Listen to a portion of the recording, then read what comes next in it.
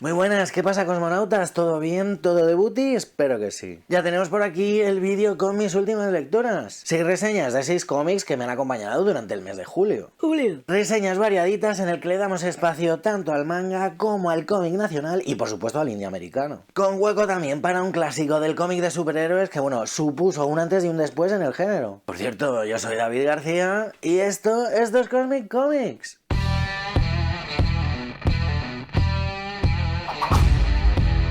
Ya estamos en pleno verano y qué mejor que para refrescar un poquito el ambiente, unas reseñas fresquitas para toda la peña.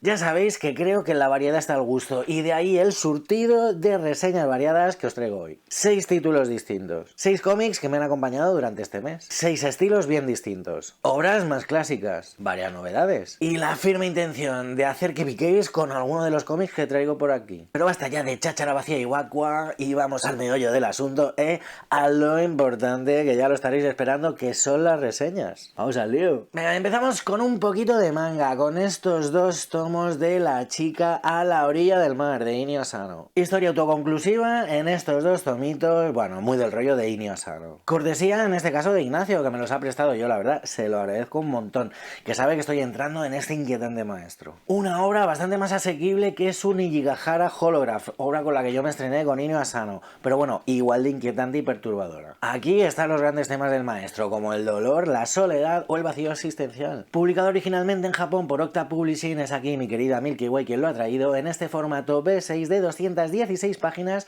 que sale por 8 euros cada tomo. Decir que Inio Asano es un autor complicado es quedarse corto. A través de sus historias nos vamos a sumergir en un sinsentido existencial, en una melancolía visceral, siempre desde un punto de vista vital totalmente pesimista. En este caso, a través de la relación de dos adolescentes. Tengo que reconocer que si bien es una obra que me ha marcado, yo creo que prácticamente cualquier cosa que te leas de Asano te va a marcar, sí que me ha parecido que tiene ciertos puntos problemáticos. Un planteamiento bastante incel bajo mi punto de vista. Porque en este caso, en esta La chica a la orilla del mar, la premisa es una relación insana entre un chico y una chica. Una relación meramente sexual en la que es ella la que no quiere querer y él sí. Perpetuando así un papel de mujer irreal, donde ella es la mala, la que no tiene sentimientos, la que se niega a amar, y él dispuesto a todo por conseguir su amor. Él es un tipo complejo, distinto al resto, con un pasado dramático y una carencia total de habilidades sociales, mientras que ella es una chica popular. Pero es cierto que más allá de esta premisa, Asano aprovecha para incidir en sus grandes temas. En este caso además cargado de escenas sexuales, pornográficas. Unas escenas que no desentonan con el curso de la historia, que aportan a la narrativa, que hacen más real la trama que se nos está presentando. Con un estilo de dibujo clásico pero al mismo tiempo personal, abusando quizás en exceso de la plantilla fotográfica y con una narrativa visual limpia y sencilla, nos sumerge de lleno en esta relación tóxica para ahondar en la miseria moral de sus personajes, en este absurdo existencial del que tanto le gusta impregnar todas sus historias.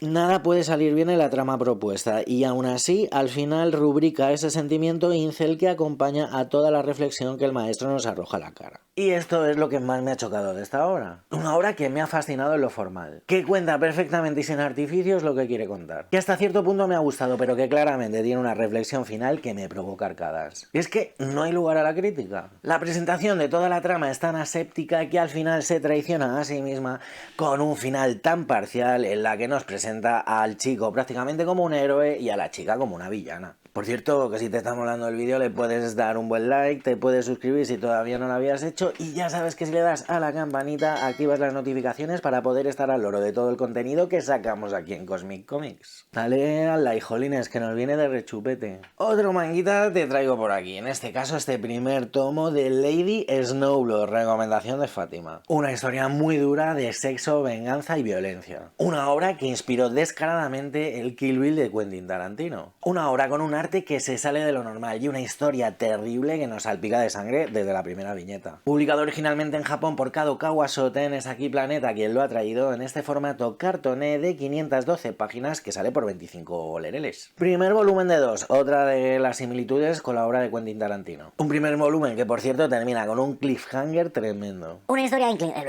historia en la que incluso la estructura, llena de saltos en el tiempo, de elipsis, de flashbacks, recuerda a la forma de narrar del director estadounidense. Una trama principal de venganza que impregna todas sus viñetas desde el inicio hasta la conclusión de este tomo. Una mujer que pierde a su marido y a su hijo a manos de unos asesinos. Una niña nacida con el espíritu del rencor de su madre y que tendrá que buscar poco a poco e ir tachando de su lista a los asesinos de su padre y su hermano. Al igual que en Kill Bill, también vamos a ver de forma desordenada pero perfectamente narrada la evolución del personaje, su formación como asesina en los distintos artes que necesitará si quiere llevar a cabo su venganza. Vamos a verla avanzar a lo largo de la historia, cómo trabaja para diferentes clientes en distintos trabajos relacionados con el asesinato. Un auténtico baño de sangre contado a través de un estilo puro, muy deudor de la ilustración japonesa tradicional, con varias páginas que son auténticas obras de arte. Con atención especial además a la narrativa, pausada en algunos momentos, frenética en otros y con una capacidad tremenda para las escenas de lucha y violencia. Hay que advertir que quizás no sea un manga para todo el mundo. Desde luego no es para todos los públicos. Hay escenas de una dureza tremenda, no solo por la violencia en los asesinatos, sino también por la gran cantidad de violencia sexual que aparece en la historia. En este caso, el personaje principal es todo un ejemplo de emancipación y empoderamiento. A mí desde luego me ha conquistado. Iré a por la segunda parte, vamos, sin dudarlo. Entre otras cosas,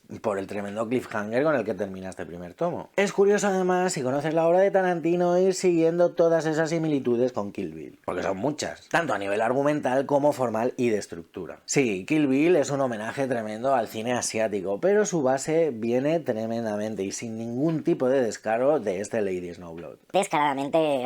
Nos movemos ahora al terreno nacional con este La taberna de los corsarios de Dani Fano y Guillermo González. Una recopilación de relatos cortos relacionados con el corso. Una historia.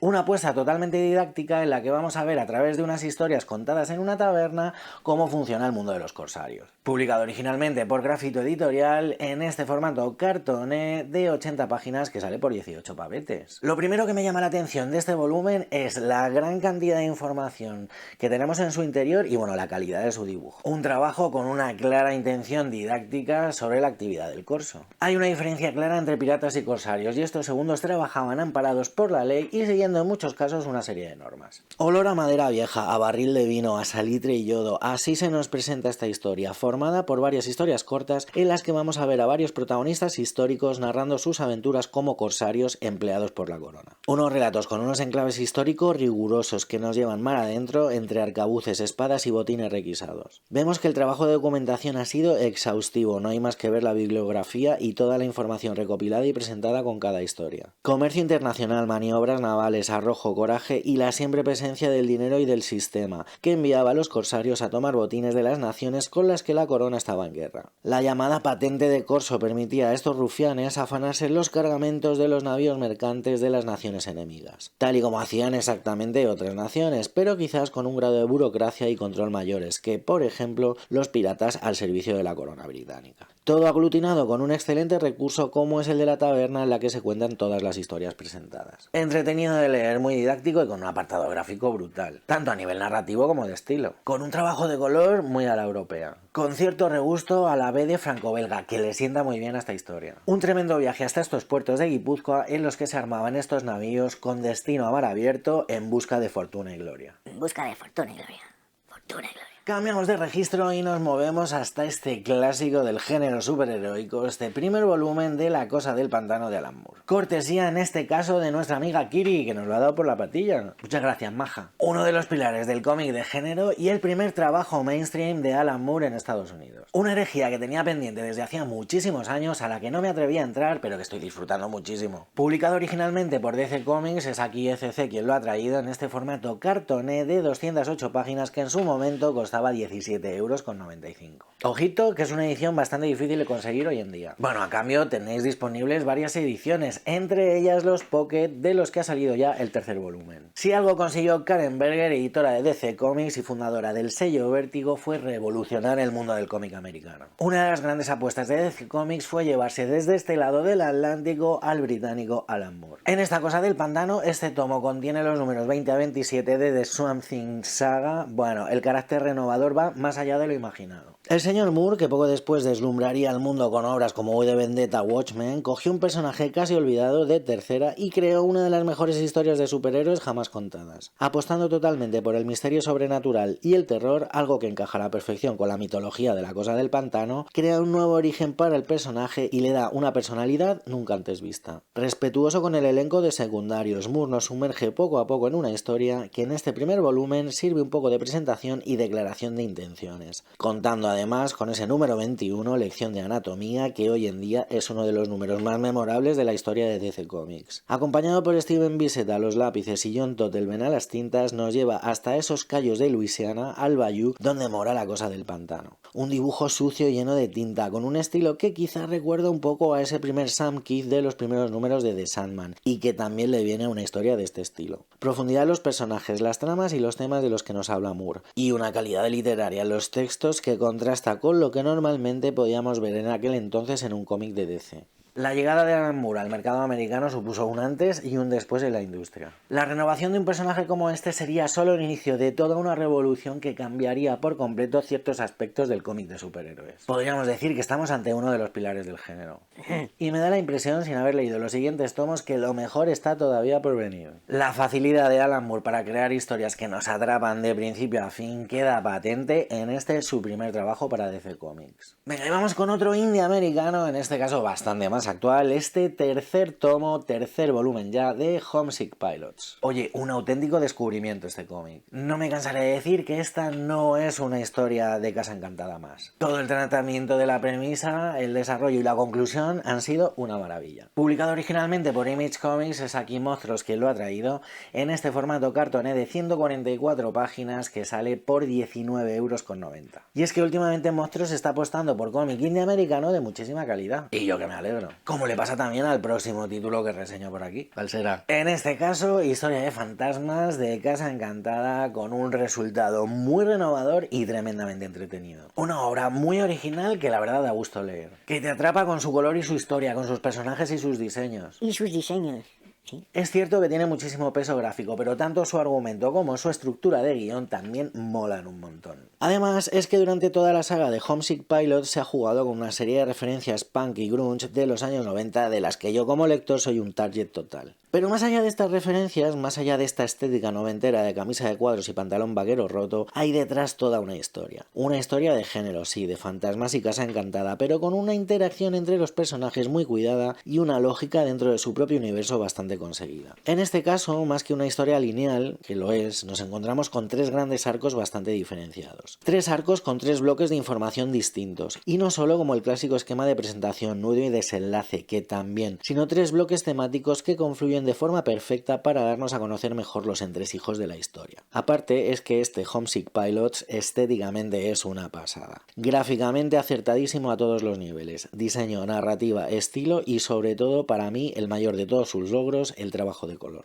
Un color que se apoya en la narrativa, sí, pero que estéticamente nos transporta directamente al meollo de la trama. Nos sumerge de lleno en este mundo que los autores nos proponen y nos lleva entre emociones, ambientes y paisajes por un mundo vivo y plagado de luces de neón.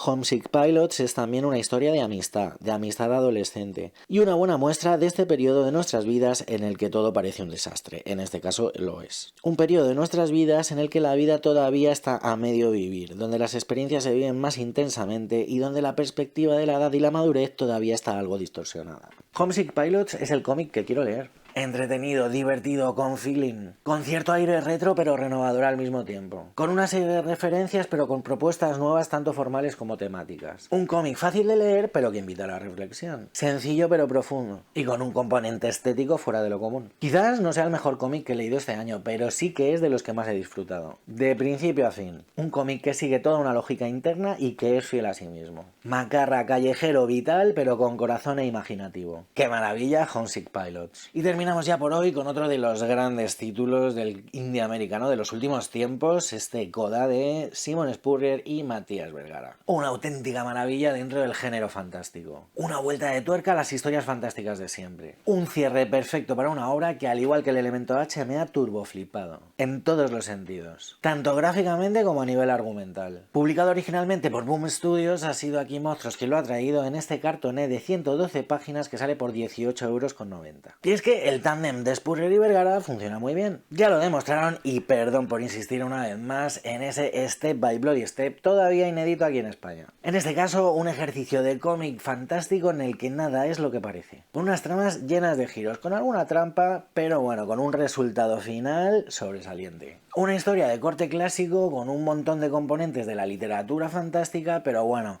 con una vuelta de tuerca y un componente muy renovador y satírico. Y con un cierre que hace que toda la obra cobre sentido con una redondez que, bueno, pues es muy placentera.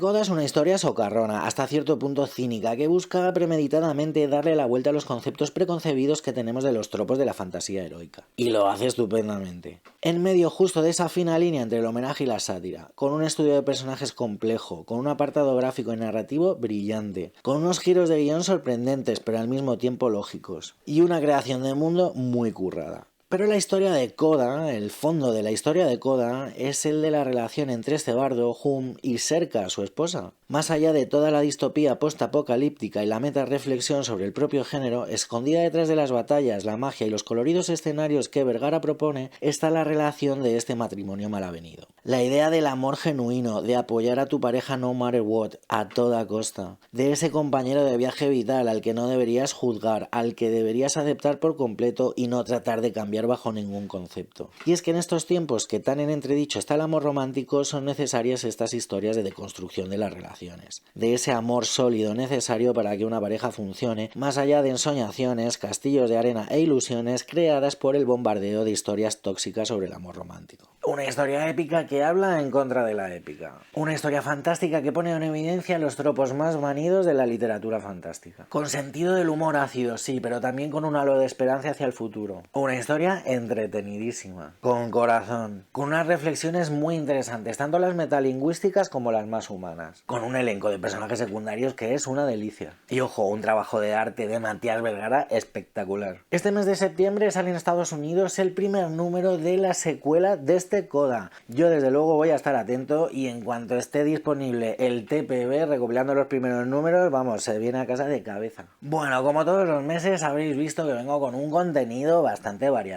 ¿eh? Hace tiempo que dejó de tener sentido ese título que tenía la sección de reseñas cósmicas indie. Y si bien es cierto que el indie americano es probablemente el cómic que más disfruto, bueno, creo que hay que hacerle hueco, cederle espacio a otro tipo de cómic. El mes que viene probablemente tengamos de nuevo sección de manga, lo que quizás me permita, bueno, pues ampliar un poquito el catálogo de lo que vendrá en las últimas lecturas, aunque no descarto meter también algún manga. Y ya le tengo echado el ojo a varias cositas que creo que os pueden interesar, así que ojo al parche. Y nada, que por hoy ya me despido, cosmonautas, así que como siempre ya sabéis, leed muchos cómics e intentad ser felices y hacerme el favor y echarle un vistazo a este vídeo de Fátima con sus últimas lecturas en clave de TVO que seguro que os fascinan. Adiós.